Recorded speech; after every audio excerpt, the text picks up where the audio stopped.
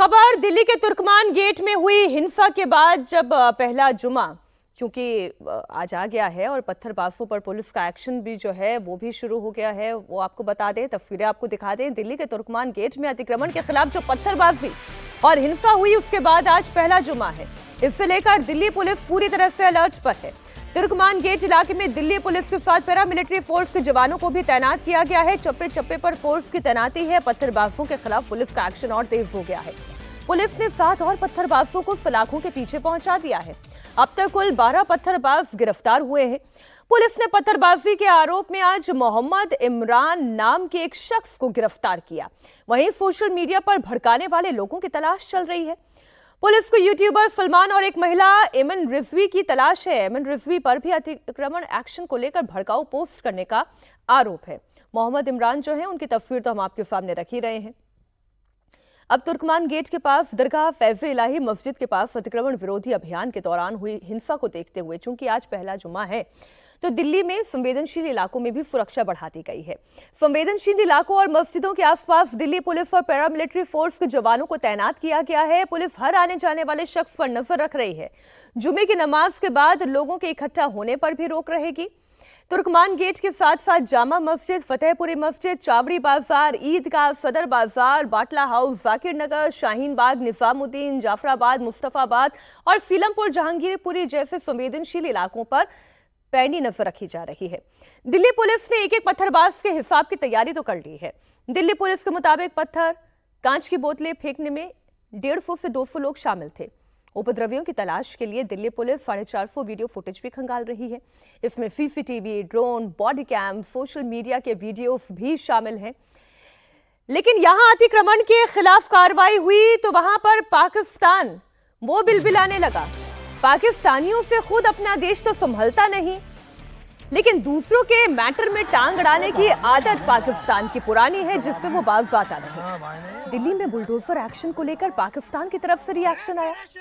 पाकिस्तान के विदेश मंत्रालय के प्रवक्ता ने कहा कि जो कुछ भी इंडिया में हो रहा है वो मुसलमानों के खिलाफ बीजेपी और आरएसएस का कैंपेन है।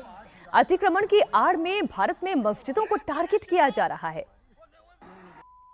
That this is part of an RSS, Rashtriya Swayamsevak Sangh's backed campaign targeting mosques under the guise of an anti-encroachment drives.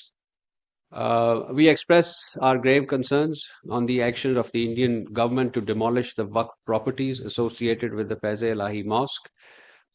The Faiz-e Ilahi Dargah, a mosque over centuries old, stands as a very important symbol of Muslim religious, cultural and historical heritage and continues to serve as a central place of worship and community life. So the demolition drive is not an isolated incident, rather it reflects I should say a very systemic and deliberate campaign by the RSS BJP nexus to target and undermine and erase the Muslim heritage across India. अब देखिए, पाकिस्तान को तो मौका चाहिए होता है और झूठ बोलने में पाकिस्तान को महारत हासिल है, लेकिन अवधेशी अतिक्रमण तो पाकिस्तान ने भी किया हुआ है। पीओके पर नहीं, देखिए अतिक्रमण तो उन्होंने भी किया हुआ है। हमारा कश्मीर ले रखा है। हाँ, हमारा कश्मीर ले रखा है। कश्मीर तो छोड़ो ना, पाकिस्तान के 10 से 12% हिंदू कहाँ हैं? वहाँ के जो हिंदू मंदिर थे वो सब कहाँ हैं? मंदिरों को तोड़ तोड़ के और उनको मार्केट में बहुत जगह तो फोटो तस्वीरें ऐसी आ रही है कि उसको शौचालय में परिणत कर दिया। बेशर्म देश है ये। लेकिन मूल बात यह है कि जो भाषा पाकिस्तान की है कि आरएसएस और बीजेपी का जो नेक्सस है वो ये सब करा रही है मुसलमान, क्या भारत में ये भाषा आपको सुनाई नहीं दे रही है? एसटी हसन कि नहीं, एसटी हसन नहीं, भारत की आम पॉलिटिकल पार्टियां ऐसे हर मामलों में बिना सच्चाई देखे हुए यही रिएक्शन देती है कि ये आरएसएस और बीजेपी का ये काम है, इसने मुसलमानों के खिलाफ काम किया है। तो एसटी हसन ने जो कहा उस पर हम चर्चा कर चुके हैं। इस समय बहुत सारे यूट्यूब चैनलों पर जो चल रहे हैं, जो रिटायर्ड पत्रकार सब, आप देखिए क्या आवाज उठा रही है। तो पाकिस्तान भी वहीं से ले रहा है ना कि भारतीय पत्रकारों को, वो कोट करता है यहां से लेकर, और वो बता रहा है जो तुर्कमान गेट में हुआ है। मैं आप दिखा रहे हैं संवेदनशील इलाके में, यही तो पूछना चाहता हूं कि ये इलाके संवेदनशील हो क्यों जाते हैं? जब अवैध कब्जे के विरुद्ध कार्रवाई होती है, माने रामलीला मैदान आपने कब्जा कर लिया हुआ है, सरकारी रिकॉर्ड में वो रामलीला मैदान है, उसको आपने कब्जा कर लिया, वो प्राइवेट कब्जा है, धार्मिक संस्थान भी नहीं है। कोई बारात घर बना के तो निजी कमाई कर रहा है ना, कोई डायग्नोस्टिक सेंटर चला के निजी कमाई चल रहा है, प्राइवेट लाइब्रेरी चला रहा है, जो कंपटीशन की तैयारी करने वाले लोग वहां आके तैयारी कर रहे हैं, उस पर कार्रवाई हुई है, कोर्ट के द्वारा प्रेस्क्राइब्ड कार्रवाई हुई है, और उसको लेके इतना दुष्प्रचार है। और कल मैं टीवी पर देख रहा था कहीं कहीं जिस ढंग से रिएक्शन है कि आखिर मुसलमान कब तक सहें, मुसलमान कब तक सहें, ये जो भाव पैदा हुआ है इसका सामना कैसे किया जाएगा। पुलिस मान लो खंगाल रही है, 100 नहीं 25, 30, 40, 45, 50 लोगों को गिरफ्तार कर लेगी। गिरफ्तार करने के बाद जो पत्थरबाजी है उसके लिए क्या देश में स्पेशल कानून है? लिंचिंग के विरुद्ध तो सुप्रीम कोर्ट ने कह दिया कि ये इसके लिए कानून बने, और संसद ने कानून बना दिया।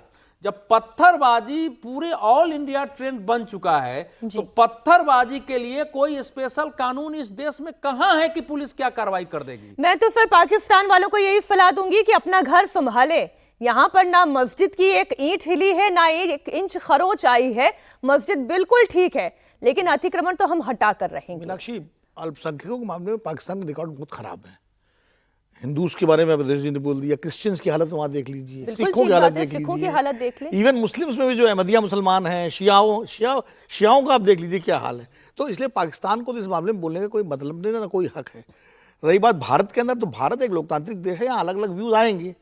हमारे अंदर कुछ भी कोई मान लीजिए किसी बात से आप सहमत है, किसी असहमत है, तो भारत में तो लोग बोलेंगे, लेकिन पाकिस्तान को या किसी और देश को इस मामले में बोलने का कोई हक नहीं है और ना कोई औचित्य है। और पाकिस्तान क्या, अमेरिका ही बोले तो भी गलत है, यूरोप बोले वो भी गलत है। ये हमारा अपना इंटरनल मामला है, हमारे कोर्ट ने आदेश दिया, हमारी पुलिस वहां मतलब अतिक्रमण तो अतिक्रमण होगा सर, अतिक्रमण तो हटाया जाएगा। लेकिन भारत को भी इस सब रिएक्शन का ध्यान रखते हुए स्पष्ट रूप से बलूचिस्तान के मामले में, सिंध के मामले में, नॉर्थ वेस्ट फ्रंटायर के मामले में, इनके मामले में जो कुछ वहां हो रहा है उसके बारे में ऐसे ही आक्रामक बयान देना चाहिए। और भारत ने बयान देना शुरू किया, अतिक्रमण हुआ हुआ है उसके भी मामले में, बलूचिस्तान पर अभी तक हमने कभी स्पष्ट बयान नहीं दिया है। अगर एक बयान भारत की ओर से आ गया कि उनकी लड़ाई आजादी की लड़ाई है, फिर देखो वहां लड़ाई कितनी बढ़ जाती है। तो पाकिस्तान को इसका विचार, बल्कि बलूचिस्तान वाले तो कह रहे हैं, तो चिट्ठी लिख रहे हैं।